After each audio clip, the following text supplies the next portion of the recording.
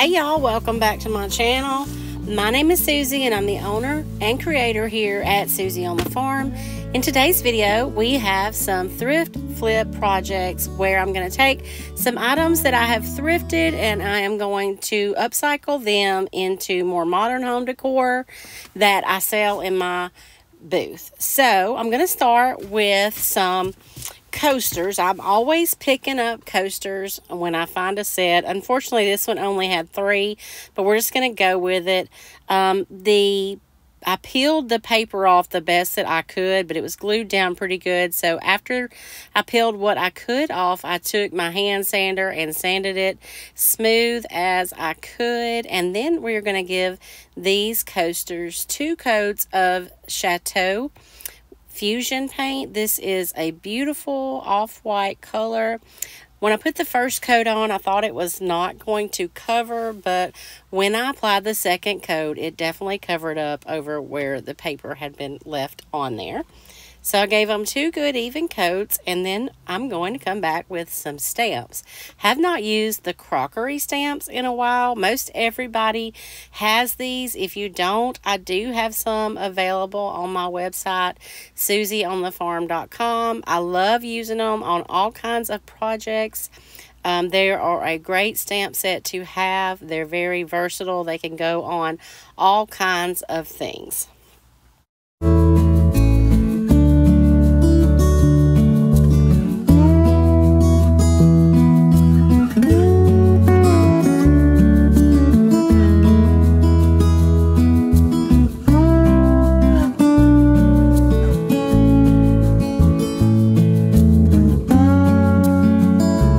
After the second coat dried, I got out my crockery stamps and a little thin mount. I picked out 3 of the smaller ones that would fit perfectly on these little round coasters, and then I'm just going to stamp them on with black ink. I like to use the thin mount because it has the lines for helping to line things up really well, but you can also use the plastic backing that comes on your stamps, and you can cut it down to the size you need as well. If you get ink onto your thin mount, be sure you wipe that off with a wet wipe or something, because sometimes I get them on my projects if I'm not really careful about that. And then you just stamp on and hold in place with one hand and move your fingers around the whole thing with the other. And pro tip, I always like to clean my stamps while they're still on the thin mount. It just helps hold them in place so you can wipe with your wet wipe.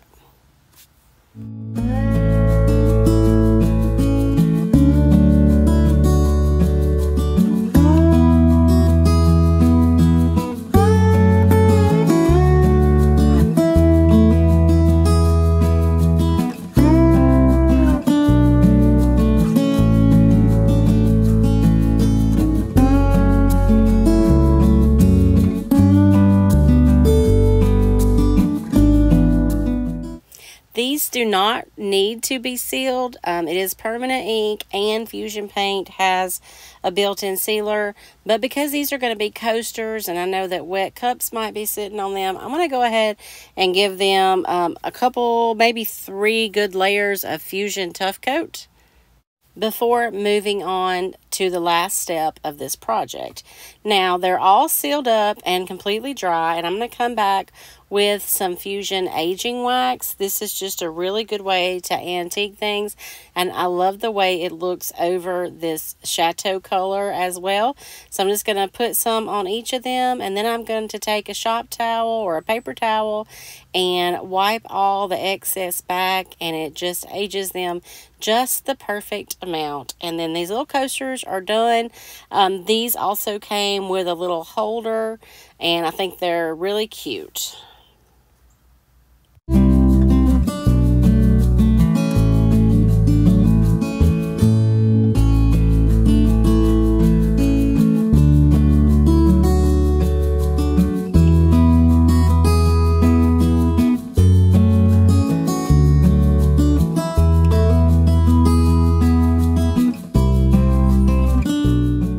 For our next project, I thrifted a couple of Candlesticks. I think I paid about $5 each for them, but I just couldn't help it. They were so pretty. They had all this really ornate detail on it that I knew I could bring out. I am going to use Fusion in the color Carriage House. I love this green color. If y'all been watching a little bit, you know I've been using it a lot. I get started on a color and I just use it. I just can't get over it. So I get kind of stuck on these colors. I have too many to choose from, and I always say this every time I start a new green, but this is my favorite green right now, and green is my favorite color, but I think I'm going to be using this one all throughout Christmas. So for these candlesticks, I'm going to do a couple coats of Carriage House on them, and then we're going to let that dry, and we're going to come back with the next step. And if you guessed that I was going to use some white wax to bring out all that detail, then you were absolutely correct. This is DIY white wax. I like to use it, and full disclosure here, people, it is not recommended that you dip your brushes in and out of your waxes because it is an all-natural wax and it can be contaminated.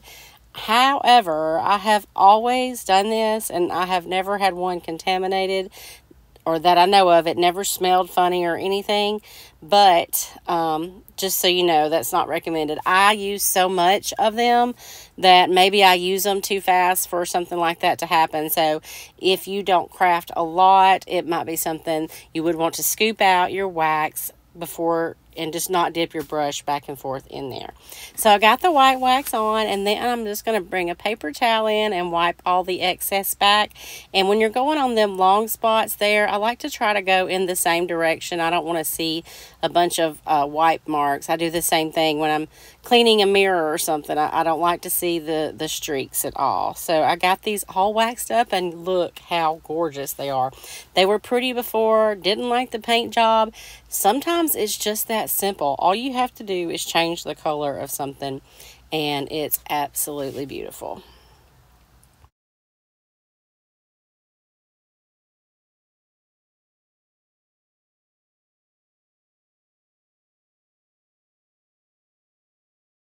This next project is actually going to be several in one, but I am going to be using the same technique.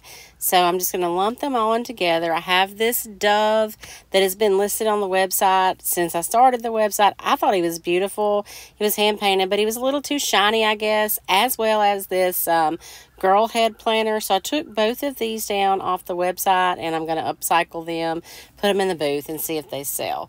So we are going back to Chateau here. It's almost the exact same color as the dove, but I want to make it where he has some more texture and not as shiny. This is the Fusion Fresco Textured Powder, and it's an aging powder. It just gives your project a lot more depth and really makes it look good. So I mix it up. You're supposed to do like half and half. I think I put a little bit more powder in this one, and then I'm just going to stipple it on to the dove. He's really shiny, so you can't really tell, but the stippling is going to help with that a lot, as well as the powder. So I'm just going to go ahead and give him a couple coats. See, the color is almost a perfect match for what he is already. And for the girl head and this other rooster that I had in my stash, I'm going to do the faux cement. And for that, I like to use Waverly chalk paint in the color Mineral. So I'm just going to mix up some Mineral, and I thought I might like it just a tad bit darker. So I'm going to put a little drop of Hazelwood in there as well, and a scoop or two of the Fresco powder. And I'm going to mix it up really good and go ahead and stipple these two. I'm going to use a chip brush to go over the girl and the rooster, and I think I did about a coat and a half on these.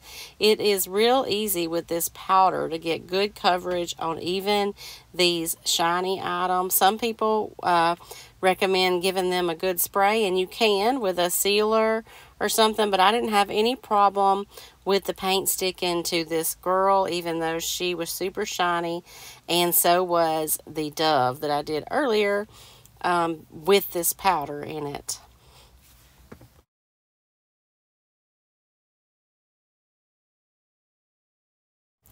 So I've noticed something, y'all. When I do get a chance, I like to watch some of the other creators just to see what they're doing and their different techniques. And I always notice how neat their painting stations are.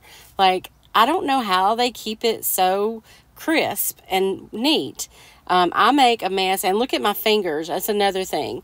Their fingernails are always so pretty, and you don't see a ton of paint on their hands, but mine are always covered. So I got all these painted with 2 coats. I even found another rooster that I painted with the Chateau mixture that I had left over. You don't want to save that once you put the fresco powder in it. So I went ahead and used up what I had mixed up. And the next step, I'm going to come in with some clear wax on all 4 of them. These don't have to be sealed because it's fusion paint, but I do want to come in with a dark wax or a light wax over the top of these, and I want to have a lot of control over this.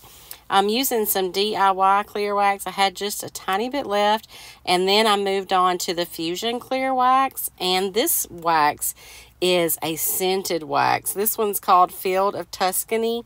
I don't have any scented waxes on my website yet, but I'll probably put them in with the next order because this smells so good. So I got everything clear waxed and white back. Let that dry just a few more minutes, and then we're going to come back for the last step on these 4 items. So for the gray ones, I want to make them look like a faux cement, and the best way to do that is white wax over gray. And these turned out so good. That white wax sits down in all those crevices and details, and then you white back, and it just looks so good over this gray. Look at that rooster. He's already looking so good. So I did the same thing with the rooster and the girl. Gave them a coat of white wax. Y'all don't worry about what's in that planner. It's just where there was some hot glue and some floral foam still stuck in it. So the other 2, we're going to do the same thing, except for we're going to use the aging wax. And I love the way this goes over the Chateau color. This rooster looks so good when he is finished. And the dove, the same exact way. I love how every one of these turned out. And I love that I'm getting back to just making things look better. Having a YouTube channel, I get kind of worked up. I think I have to do something different that I've never done on a video, and it's hard to do. And the main thing is I want to get these items done. I want to get them where I can sell them, because that is how I can afford to do this. So I'm so happy that I'm getting through my stash. I'm getting some of these items fixed up because I have really got to get into the Christmas. I'm way behind. I know everybody else has already started it, but with the boat and everything, I have just not felt like the Christmas spirit. But we went on our last boat trip, and we'll probably be away from there for a little while. So I've got to get in Christmas mode. I'm getting kind of excited about it finally, so that's a good sign. Hopefully I can come up with some good ideas. So we are finished up with these, and all 4 of them turned out so good, so much better than they were. I may list these back online, or I may put them in the booth. If you're interested in one of these, let me know, and I'll definitely list it online for you. And I think these look so good. What do you guys think about this faux cement look?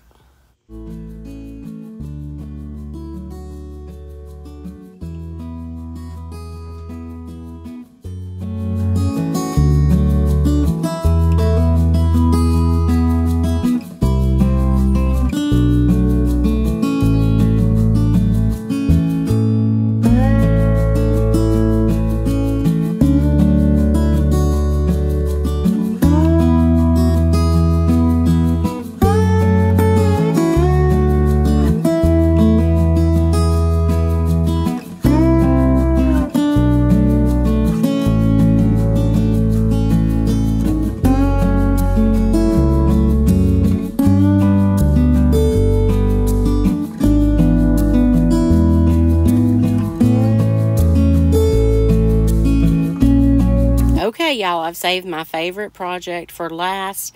I am always picking up these train cases or makeup cases or whatever they are. This one I only paid $3 for, and it is in perfect condition, very clean. So we're going to give this a makeover on the outside, so hopefully someone will be proud to carry it.